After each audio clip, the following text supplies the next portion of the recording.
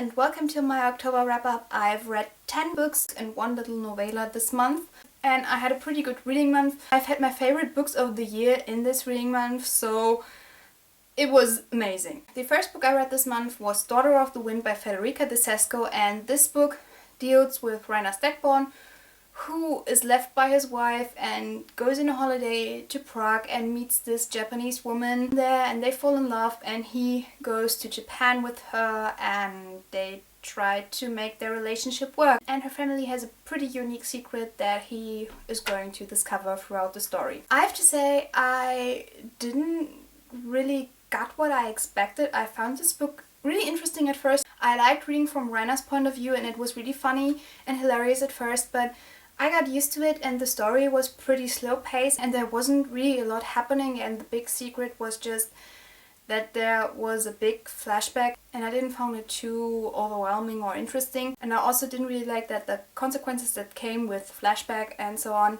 didn't really have any effect on the story. There was like a bit foreseeing stuff, and that there was to warn people from getting in danger, and then they didn't even listen to it and they got out of the situation anyway.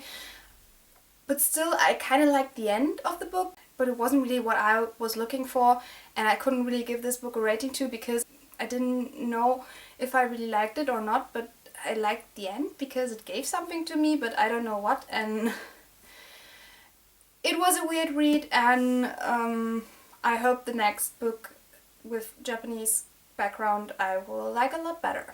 The next book I read was The Program by Suzanne Young, and this is the first book in the program duology. And this book deals with teenage suicide that has become an epidemic, and our main protagonist Sloane tries to stay out of the only cure for wanting to kill yourself, the program, and tries to keep her friends and herself safe. And I already read this book in German last year, but wanted to reread it in English because the second book doesn't really come out as a physical book anymore, and I wanted to have the physical book, so I chose to get the second book in English and wanted to be able to understand the terminology better. And so I read the first book in English again, and I really enjoyed this book the second time around. It made me cry again, kept me on the edge, and I wanted to continue reading this book and I wanted to know what was happening, although I mostly already did, and it was just so amazing again that I gave it 5 out of 5 stars. The next book I read was Wings, and that is the first book in the Wings Quartet by April and Pike. And this book series deals with Laurel, who has to go to a new school. She was homeschooled before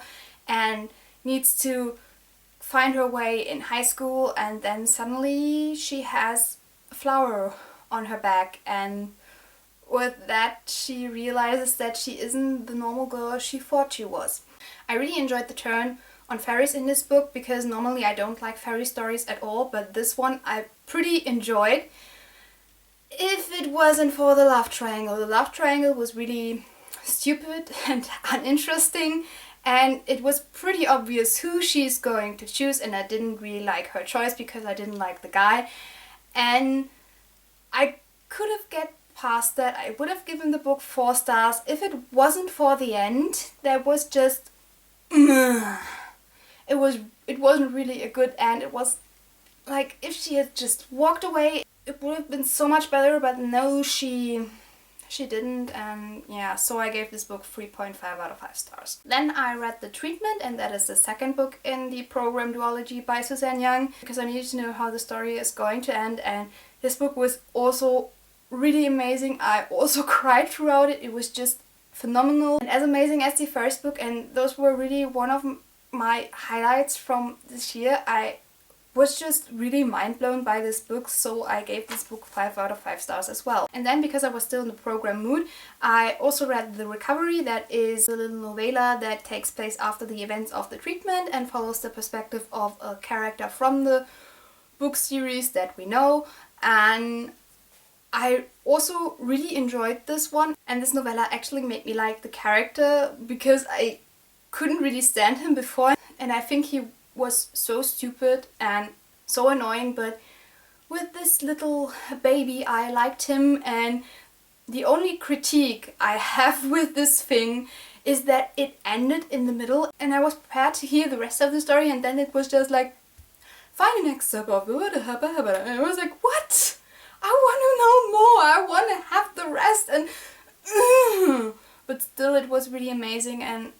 really heartwarming story, and I really enjoyed this little novella, so I also gave it 5 out of 5 stars. Then I read the second book in the Lone City trilogy, and that is The White Rose by Amy Ewing, and this follows the perspective of Violet again and really takes place right after the events of the first book. And I have to say, overall, I enjoyed this book pretty much, but because I had read the program duology by Suzanne Young before, it didn't get to me as much as the first book, but the characters were pretty enjoyable, the events were pretty enjoyable, and then the end was pretty mean because, again, really big cliffhanger, and I think this cliffhanger is even worse than the one from the first book, so overall I gave this book 4 out of 5 stars. The next book I read was the first book in the originals, the Untold Story trilogy, and that is The Rise by Julie Plagg, and this book centers around the original family from the TV show of Vampire Diaries and the originals, and how they made their way to New Orleans and how they made home in New Orleans. And this particular book is set in 1722 when the originals first arrive in New Orleans.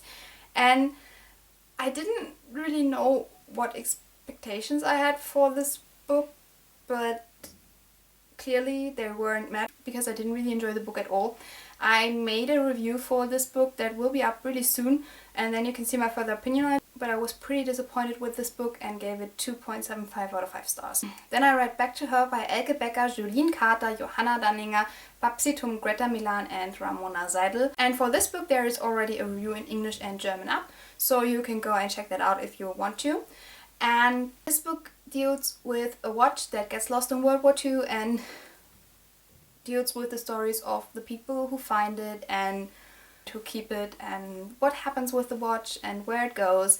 And I really enjoyed this book. It was just amazing and I loved it, and I gave it 5 out of 5 stars. And if you want to know any further opinion of mine, then go and check out my review. Then I read Another Day in Paradise by Laura Newman. This is her new book that just came out recently.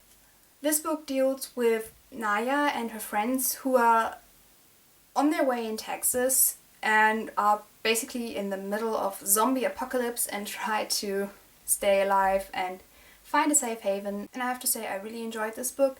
It was a really interesting turn on the whole zombie apocalypse thing, and I enjoyed it far more than Laura Newman's other book, Night Sun, and so I gave it 4 out of 5 stars. And the last 2 books I read were A Step of Faith and Walking on Water, both by Richard Paul Evans. And these books are the conclusion to the Walk series by Richard Paul Evans that centers around Alan Christopherson, who has lost everything and tries to find himself again by walking from Seattle to Key West. And I have to say, I really enjoyed those books. They were so amazing, and they were even better in English, and I read through them so quickly and was so pleased with the story. They were just amazing and also favorites of this year, and so I had to give them 5 out of 5 stars.